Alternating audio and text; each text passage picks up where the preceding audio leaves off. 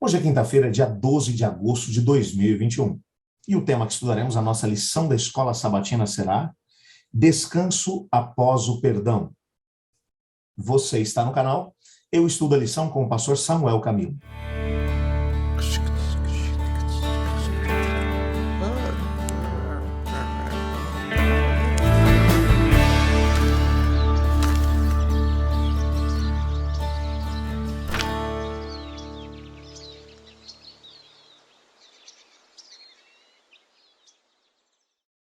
Quando José havia terminado todo o processo no qual ele fez os testes com os irmãos para poder ver se realmente eles haviam se arrependido do que tinham feito, se a vida deles tinha se modificado, quando ele percebeu que realmente eles haviam sido transformados por Deus, ele reatou o vínculo familiar com os irmãos. Essa é uma parte complicada. É claro que existem muitas situações, aliás, ousaria dizer que na maior parte das situações onde alguém abusa da confiança, alguém comete um abuso, alguém acaba fazendo mal para outra pessoa, às vezes essa coisa de trazer de novo para a intimidade, para a relação, na maior parte das vezes isso acaba não acontecendo. E acaba não acontecendo por quê? Porque às vezes a mudança do caráter da outra pessoa, da pessoa que fez o mal, às vezes isso não acontece. E se não acontecer e você perceber que não aconteceu, você vai trazer de volta para perto de você para que a mesma situação de abuso aconteça? Então veja, há uma diferença. Você oferece o perdão, mas uma vez que você percebe que existe uma deficiência no caráter e que se você der liberdade o abuso volta a acontecer, então você mantém a distância. Isso não significa que você vai odiar, não. Significa que você entendeu que não dá para ter uma intimidade com a pessoa que ofereceu esse tipo de situação, porque a pessoa é doente, a pessoa tem um desvio comportamental, ok? Então, em nenhum momento a lição da escola sabatina trabalha a ideia de que o abusador ele deve ser perdoado e trazido de volta para para a intimidade, para que os abusos continuem. Isso não é bíblico, muito pelo contrário, ok? Mas o perdão é oferecido. É tanto que quando a gente olha para as próprias pessoas que estavam colocando Cristo na cruz, Cristo as perdoou. E disse para o Pai, perdoa-lhes, porque eles não sabem o que fazem.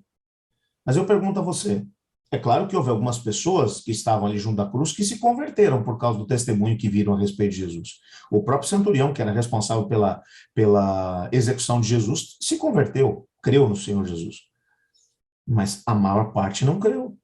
E isso vai fazer com que eles sejam salvos? Claro que não. Jesus os perdoou pelo que estavam fazendo.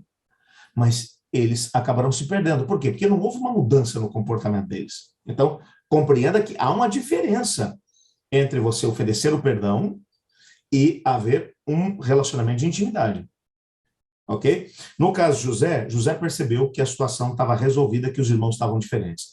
Então, o texto vai dizer que José abraçou todos os irmãos e os beijou. Um por um. Você imagina o que deve ter sido isso? Eu imagino ele olhando nos olhos do Simeão, que havia, com ódio, que havia torturado José e tinha o desejo de matá-lo. José olhar nos olhos dele e perdoá-lo, e beijá-lo. Ele olhar nos olhos de Judá, que havia tido a ideia de vendê-lo como escravo. 13 anos sofrendo por causa disso, dessa decisão. Mas ele tomou a decisão, foi lá, beijou o seu irmão Judá, e assim como ele fez com todos. O relacionamento foi restabelecido. Mas veja, quando você olha para esse momento foi de muito choro. E às vezes o perdão é oferecido e ainda assim, em alguns momentos, o sofrimento continua vindo. Você imagina agora esses rapazes chegando em casa para poder se encontrar com o pai Jacó, e José mandou os carros do Egito, bem como o pessoal, para poder trazer a mudança da família. Imagina eles chegando agora dizendo que a gente vai se mudar para o Egito, pai. Mas, pai, a gente tem que contar um negócio para o senhor sobre 22 anos atrás, sobre o José, nosso irmão. E eles tiveram agora que abrir aquela caixinha preta e contar para o pai do segredo que eles haviam escondido naqueles 22 anos. Não deve ter sido uma situação fácil, não deve ter sido nada fácil.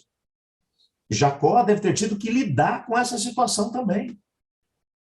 Você percebe que as consequências das atitudes, às vezes elas vão longe. O perdão foi oferecido, mas as consequências vieram. Eles se mudaram para o Egito. E é interessante, o autor da lição aqui menciona que eles viveram 17 anos com José no Egito. José os tratou muito bem, colocou-os para poder cuidar dos rebanhos do próprio faraó, a melhor terra ficou para eles e tudo. Mas 17 anos depois, o Jacó morreu. Quando o pai morreu, eles mandam um recado para José, dizendo, olha, José, o pai, antes de morrer, pediu que nós lembrássemos você de que tudo que nós fizemos precisa ser perdoado por você, José. José chamou os irmãos e José chorou com eles, 17 anos depois. Veja, 22 anos depois que ele havia sido vendido como escravo, eles têm um encontro. Mais 17 anos depois, eles vão se encontrar de novo o mesmo assunto vem à tona.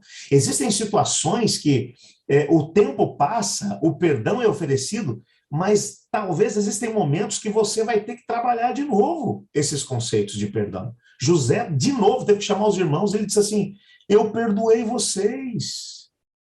E o passado deixa ele lá. Mas isso trouxe de novo lágrimas. Os irmãos choraram juntos com José. Eles já estão idosos nessa época. Você consegue imaginar isso? Existem feridas que são profundas. Há um parágrafo que vai aparecer na nossa lição que vai dizer exatamente isso. Se a ferida for profunda, provavelmente tenhamos que perdoar muitas vezes o mesmo erro.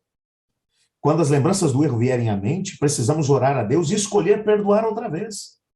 José provavelmente teve que fazer isso várias vezes. E 17 anos depois ele continuava fazendo a mesma coisa. As lágrimas voltaram de novo. Por quê? Porque aquilo ainda machucava o coração tanto do José quanto dos irmãos. O sentimento de culpa ainda estava no coração dos irmãos. E no coração de José, de vez em quando, aquilo doía ainda. Mas isso a gente tem que aprender com José. Toda vez que esse sentimento vinha no coração, José fazia o quê? Não, eu decidi perdoar. Ele reafirmava o perdão. Então, decidir perdoar não é a última coisa que você vai fazer, é a primeira. E dependendo da ferida, muitos momentos depois você vai ter que reafirmar o perdão. Se não para o ofensor, para você mesmo. Existem situações em que o perdão nem sequer vai ser oferecido verbalmente para outra pessoa, ou por uma carta. Existem momentos em que você consegue fazer isso. De dizer para outra pessoa, você está perdoado. Obviamente que isso não significa intimidade. Às vezes, é preciso expressar verbalmente o perdão. Mas existem situações em que isso não vai acontecer. E você vai ter que se relembrar vez após vez. Não, eu já perdoei, eu decidi perdoar.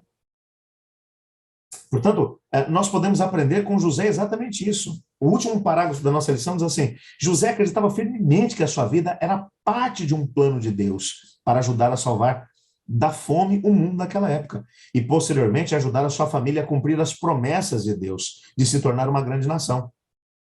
Portanto, saber que Deus havia prevalecido sobre os planos malignos dos seus irmãos a fim de realizar o bem, ajudou José a perdoar.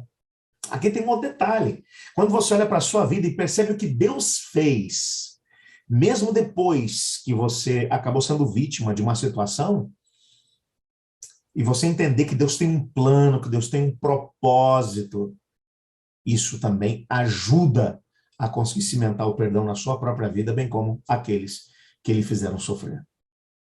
Eu gostaria de orar para que Deus nos ajudasse a podermos aprender com José e a colocarmos em prática esses conceitos nos nossos relacionamentos interpessoais. Ore comigo. Obrigado, Senhor, porque em Tua palavra percebemos que perdoar é uma decisão.